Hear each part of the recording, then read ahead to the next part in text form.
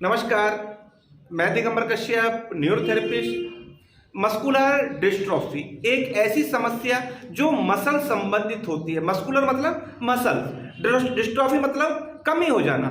Muscle संबंधित बीमारियां जिसमें मसल कमजोर पड़ जाती हैं उसे हम मस्कुलर डिस्ट्रॉफी कहते हैं।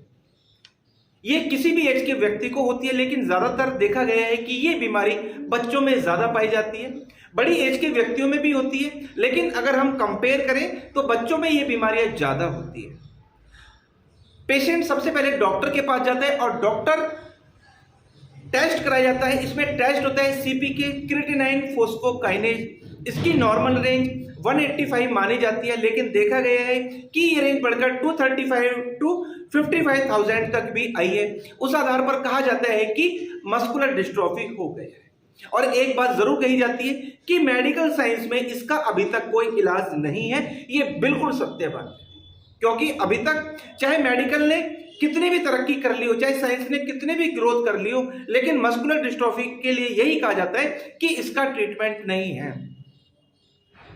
पेशेंट तो परेशान होता ही है, क्योंकि डे बाय डे इस बीमारी में इंप्रूवमेंट हो रहा होता है। इंप्रूवमेंट मतलब बीमारी बढ़ रही होती है और अच्छा खासा व्यक्ति चलते चलते बेड पर आ जाता है, व्हील चेयर पर आ जाता है। ऐसी होती है मस्कुलर डिस्ट्रॉफी। इसको जेनेटिक डिजीज में काउंट किया जाता है, क्योंकि जीन संबंधित ये बीमारी है। कई बार तो ऐसा देखा गया है कि एक फैमिली में 2 या 3 लोगों में भी मस्कुलर डिस्ट्रॉफी हुई है। बहुत से पेरेंट्स अगर उनके बच्चे को मस्कुलर डिस्ट्रॉफी हो गई है तो अगले बच्चे को जन्म देने के बारे में भी प्लान नहीं करते। उनके मन में निरंतर ये डर बना रहता है, कहीं ऐसा ना हो जैसे मेरे बच्चे को मस्कुलर डिस्ट्रॉफी है और जैसे ही दूसरा बच्चा हो कहीं उसको ये बीमारी ना हो जाए। इस कारण से वो दूसरा बच्चा प्लान भी नहीं करते। ऐसी होती है मस्कुलर डिस्ट्रॉफी। इंडिया में ही नहीं दोस्तों, आज वर्ल्ड में भी अभी तक इसका ट्रीटमेंट नहीं है। और जिसको ये दिक्कत होती है उसको चलने में बहुत दिक्कत होती है, उठने में बहुत दिक्कत होती है। चलता चलता व्यक्ति गिर जाता है, पैरों की जैसे जान निकल जाती है, पैर पर प्रेशर नहीं डाल पाता, पैर स्लिप हो जाता है और व्यक्ति बिल्कुल निष्क्रिय हो जाता है, ऐसा कह सकते हैं। चलने में बिल्कुल भी उसमें कोई लाभ ऐसा नहीं मिल रहा होता और डे बाय डे वो धीरे धीरे उसमें कमी आती चली जाती है और वो बिल्कुल जो चलता फिरता व्यक्ति था वो भी एक समय पर आकर बिल्कुल बेड रिटर्न हो जाता है या व्हील चेयर पर आ जाता है। पेरेंट्स बहुत परेशान, बहुत दुखी हो चुके होते हैं। तो दोस्तों, आज मैं इस वीडियो के माध्यम से आपको ये बताने वाला हूं कि अगर किसी को मस्कुलर डिस्ट्रॉफी हो गई है उसका ट्रीटमेंट कैसे करें और उस बीमारी के लक्षण क्या है। तो आइए जानते हैं कैसे करें हम मस्कुलर डिस्ट्रॉफी का इलाज और कैसे कैसे लक्षण हमको देखने को मिलते हैं। आइए जानते हैं। जिस व्यक्ति को मस्कुलर डिस्ट्रॉफी है, मान लीजिए वो लेटा हुआ है और उल्टा लेटा हुआ है और वो उठना चाहता है, तो उसके लक्षण कैसे होंगे वो देखिए। वो कैसे उठता है, वो पहले इस प्रकार से उठेगा, यहाँ थोड़ा होल्ड होगा, हाथों को पास लाने का प्रयास करेगा। बैक को थोड़ी देर हो सकता है कि वो हिलाए, क्योंकि बैक के आसपास उसको बहुत प्रॉब्लम महसूस होती है। इस प्रकार से करेगा, फिर हाथों को जांघ पर लाएगा, फिर पंजे पर पैर हाथ रखने का प्रयास करेगा, पैरों पर हाथ रखने का प्रयास करेगा।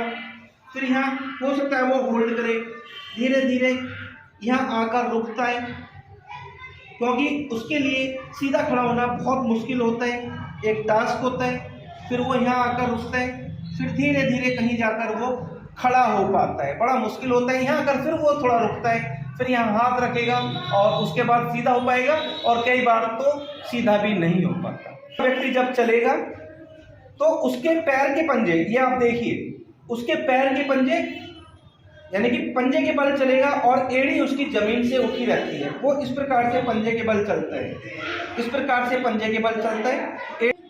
ऐसे लोगों की अगर हम पिंडलियों को टच करें, ये जो काफ मसल्स है इसको टच करें, वो बहुत ज़्यादा सख्त होती है जैसे कि पत्थर। ये बहुत बड़ी पहचान होती है। इसी कारण से व्यक्ति एड़ी उठाकर चलने लगता है, क्योंकि इस बीमारी में एक खिंचाव जैसा महसूस होता है, जिसके कारण से उसकी एड़ी जमीन पर टिकती नहीं है, बहुत हार्ड हो जाती है। इस प्रकार से हाथ कर लगाने से उंगली भी अंदर नहीं दबती, बहुत सख्त हो जाती है पत्थर की तरह। ऐसे लक्षण हमें देखने को मिलते हैं। जिसको मस्कुलर डिस्ट्रॉफी है, ऐसे पेशेंट को उल्टा लिटाना है और अपने पैरों से हमें बैक पर इस प्रकार से घिसाई करनी है। इस प्रकार से पूरे बैक की अच्छे से घिसाई करनी है, जिससे कि जो मसल्स में एक खिंचाव आ रहा है, जिसके कारण से उसको एड़ी नीचे ज़मीन पर टेकने में परेशानी हो रही है, उसकी काफ मसल हार्ड हो गई है, ब्लड सर्कुलेशन प्रॉपर नहीं हो रहा, उसके लिए बहुत इफेक्टिव ट्रीटमेंट। दोनों पैरों को यहाँ रखना, पेशेंट के पैरों को उठाना। अगर वो अपने आप उठा सकते तो ठीक है, नहीं तो किसी दूसरे व्यक्ति की हेल्प से उठा सकते हैं। इसके बाद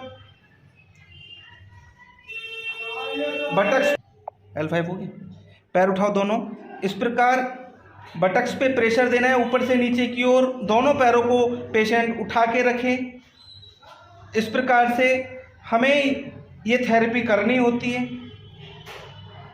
अगर आप इतना भी कर पा रहे हैं तो बहुत अच्छा है। और ये बीमारी जब होती है तो देखा जाता है कि ऐसे लोगों में फॉलिक एसिड की कमी हो जाती है, या कहें कि ये फॉलिक एसिड की डेफिशिएंसी से होने वाली बीमारी है। इस प्रकार से 12 से 15 बार करें। दोस्तों, अभी आपने इस वीडियो के माध्यम से जाना क्या होती है मस्कुलर डिस्ट्रॉफी, क्या उसके कारण होते हैं, क्या उसके लक्षण होते हैं, कैसे हम उसका ट्रीटमेंट कर सकते हैं। व्यक्ति को जब मस्कुलर डिस्ट्रॉफी हो जाए तो उसको उठने में कितनी परेशानी होती है, वह कैसे उठता है, ये सब आपने जाना और देखा। अगर आपको या आपके परिवार में किसी सदस्य को मस्कुलर डिस्ट्रॉफी हो गई है और आपको स्टार्टिंग में ही लक्षण पता चले, तो आप शुरू से ही न्यूरोथेरेपी ट्रीटमेंट जरूर ट्राई करें, क्योंकि न्यूरोथेरेपी एक ऐसी ट्रीटमेंट है जो नर्व और मसल्स पर काम करती है। जो आपकी मसल्स वीक पड़ रही है उसमें स्ट्रेंथ लाने का काम न्यूरोथेरेपी करती है, क्योंकि इसमें ना कोई मेडिसिन है, ना कोई साइड इफेक्ट है, ना कोई मशीन है। आपकी बॉडी के सिस्टम को ही हम एक्टिवेट करते हैं। जो नर्व और मसल्स वीक हो गई हैं, जो ब्लड सर्कुलेशन प्रॉपर नहीं हो रहा है, उसको हम प्रेशर थेरेपी के द्वारा उस ग्लैंड को एक्टिवेट करते हैं, मसल्स में स्ट्रेंथ लाने का प्रयास करते हैं और इस डिजीज को काफ़ी हद तक रोका जा सकता है। समय ज़रूर लगेगा, ऐसा नहीं कह रहा मैं कि ये एकदम ठीक हो जाने वाली प्रॉब्लम है। ये समय जरूर लेगी, लंबा समय लेगी, लेकिन धीरे धीरे ऐसे पेशेंट को भी न्यूरोथेरेपी से इंप्रूवमेंट आया है, ऐसा देखा गया है। हमारे पास बहुत सारे पेशेंट्स आए हैं, बच्चे आए हैं, बड़ी एज के व्यक्ति भी आए हैं, लेकिन जितने भी लोग आए हैं देर जरूर लगी है, लेकिन सभी को इंप्रूवमेंट आया है। दोस्तों, अगर आपको मस्कुलर डिस्ट्रॉफी है या आपके किसी रिलेटिव को मस्कुलर डिस्ट्रॉफी है तो उसको ये वीडियो आप साझा जरूर करें, ये वीडियो उस तक शेयर जरूर करें।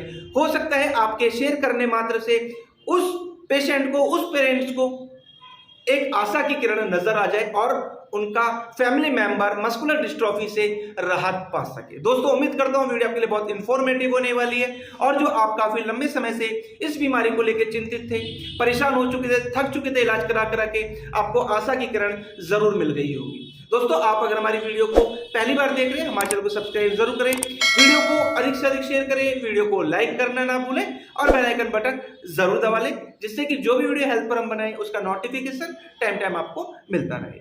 धन्यवाद।